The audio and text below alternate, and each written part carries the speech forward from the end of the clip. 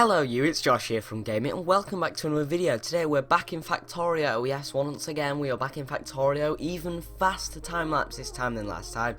I think I can't remember what the speed was last time, but we're about double the speed now.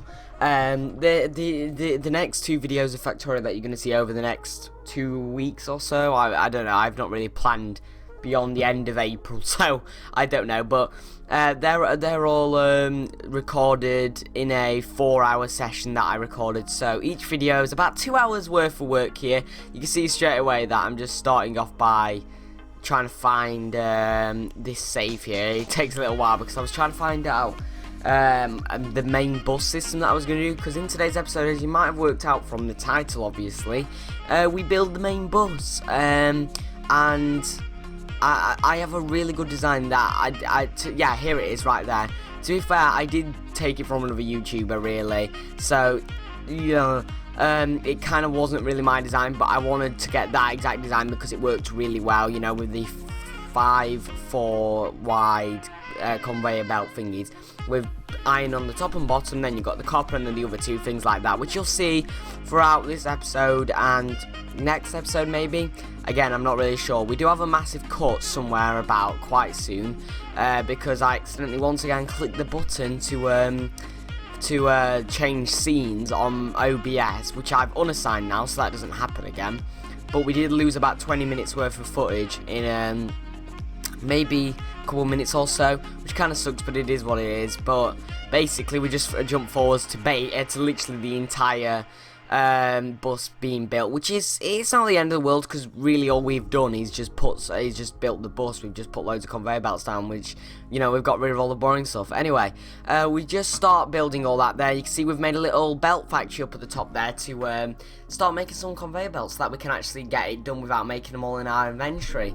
You can also see there that we've started just putting them all down, and we've also started researching circuit networks. So basically, we're doing that because there's a way that you can use the wires in the game to basically even everything out, which I'll try and remember to put a tutorial down below by Stevo, I think it is. It's Stevo. I can't remember his name, but it's a really good Factorio YouTuber who's done a tutorial on it, and I got it from him at first from a live stream, but I'll show you this. I'll leave the tutorial down below, so if you want to check out that, you can. You can also see here we've started making 100 green science packs and 100 red science packs. Now you might be wondering, why the hell are you doing that, Joshua? That's a lot of science packs, and it's because for some reason Circuit Network takes 100 science packs to complete, 100 green and 100 red, and obviously we don't quite have a massive science pack making area yet. Oh, there we go, there's the cut. So you can see now that we've basically we've got all the iron down. I don't know why we've just stopped moving here. There you go, you can see that we've got the wire networks coming in now. I don't know why I'm like going so slow here, but you'll see in a second when we zoom out. Oh yeah, I remember why now. It's because I'm trying to find the wire system, which again we go back to that world again to try and find the wire systems here. You see, because rather than just watch the video, I thought it'd be better to do this just because it's a bit easier. But you can see there, you can, if you look quite very closely, or if you pause the video, you can basically see the way that the system works there. It's pretty simple, but you can see there that the outer ones have got a complete like flow of copper, whereas the middle ones don't have as much, because the way that it works is that we're going to be taking outputs from the outer conveyor belts, not the inner. So that's just the way that it works. See here as well how we start to get a little bit of a storage here, because obviously you can't see it, but I was, yeah, you can see right now there how I was getting all the stone bricks laid down for the space, and it took an absolute age, so I just decided to, you know, give up and do that. Right now what we're doing is we're putting a conveyor belt over to this stone here, because we don't actually have any stone mining happening that doesn't go straight to stone bricks down at the bottom there, so I thought we might as well get a separate stone thingy. In the future we might do some more stone brick smelting over here. I'm not sure, it depends if we need it or not, but you can see here we're just getting that all the way down. We're bringing power all the way up there. We have something like, I think we do have 20 oh, there's my phone going off, sorry about that.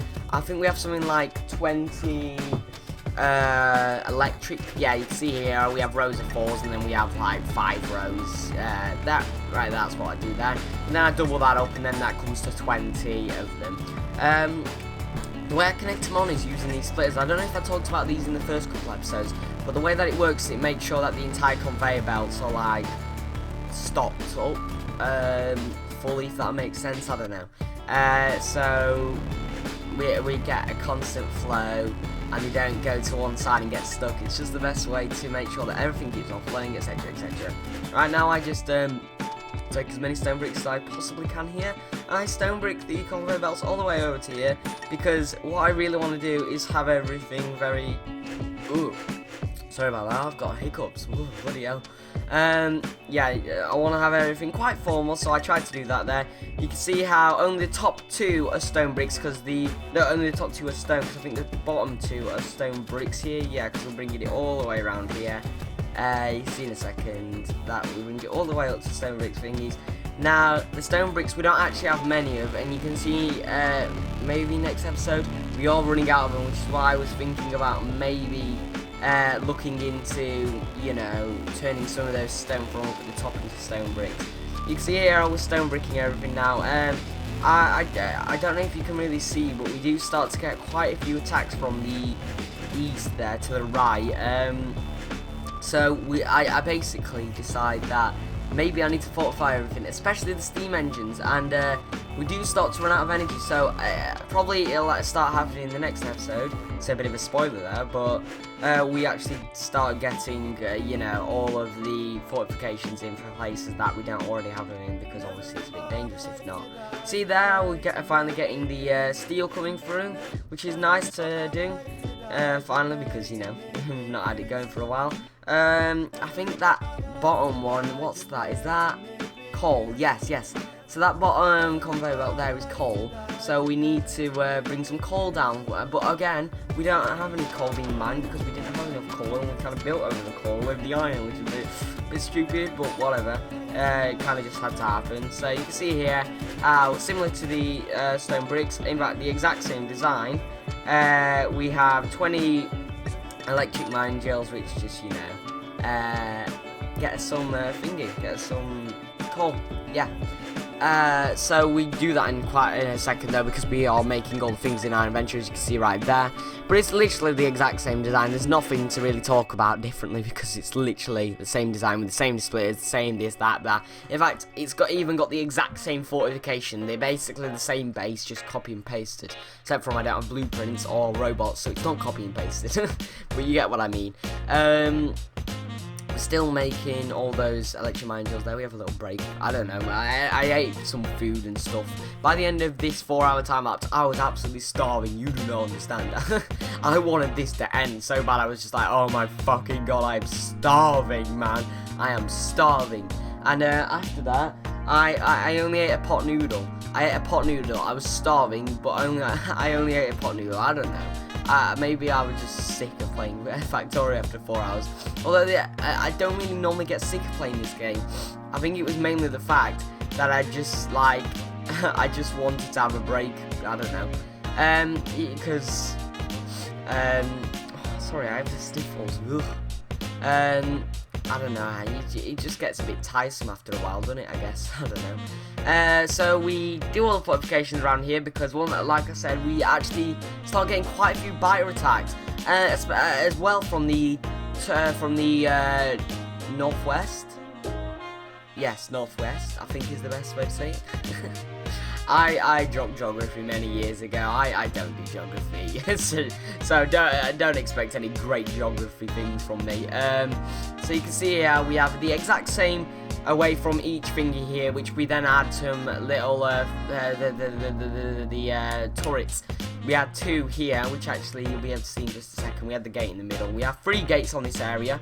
Now, one thing that I regret is not having more gates on these areas, because it means that I've got to walk quite a distance. But I don't think it's the end of the world, although I would like to add some paths around the place, because it takes a while to get up to the coal and to the stone mining area.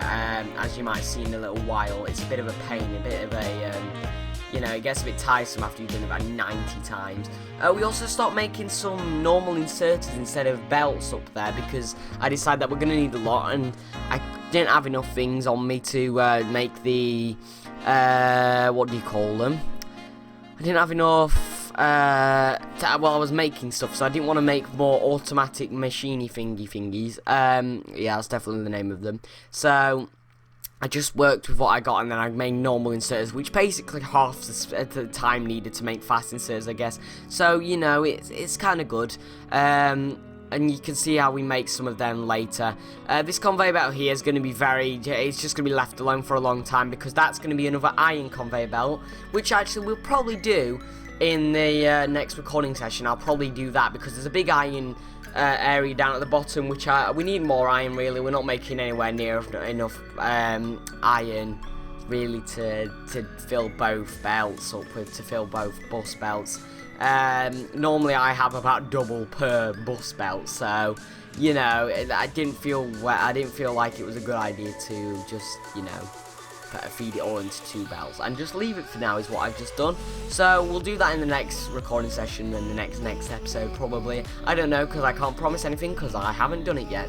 But you can see here how we start off by actually making the damn red science packs. We finally start doing it. Yes, it's been a long time, and I did say I was going to do it in the top right, but I felt like doing this entire big area here as the science pack area, I felt like that was a good idea, just because it's all together, all well, and then the bus can carry on to another bus area where we can make stuff like fast inserters, belts, stuff like that.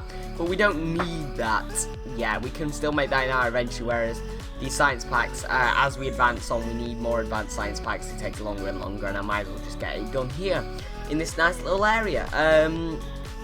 And I don't know what I'm going to do with that top right area up there, to be honest. Probably some cool storage system later on with the robots or something like that. I'll do some lovely storage system because I don't really know what to fit in there. It's kind of just an empty space in case I want anything.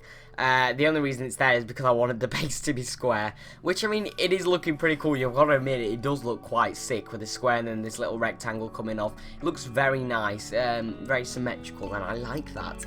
And you can see here, though, how we finally got all the red science packs. Now, the way I do my science pack thingies is that they're made as fast as possibly can. So they're made with one every half a second, you know.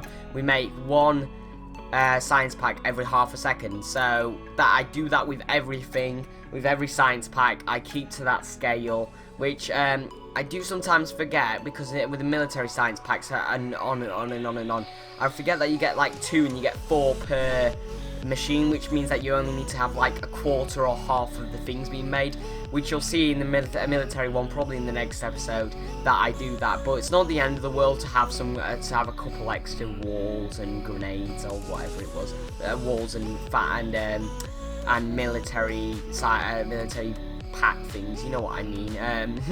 It's always good to have extra of them, so it's not the end of the world. You see here, though, how we might actually be able to get the green science packs done at the end of this episode. I don't know, because I haven't watched the footage already. This is the first time I've really seen it.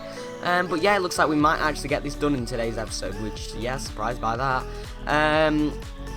But yeah, it's not really, the green and the red science packs are quite easy to do, let's be honest. They're not exactly a hard thing to do. You can see here how we merge them onto one belt, which means that we can now take them over to the very left, which is where we have the science, the labs placed in. That's where we put them over here, which, you know what, we might even get them done in today's episode.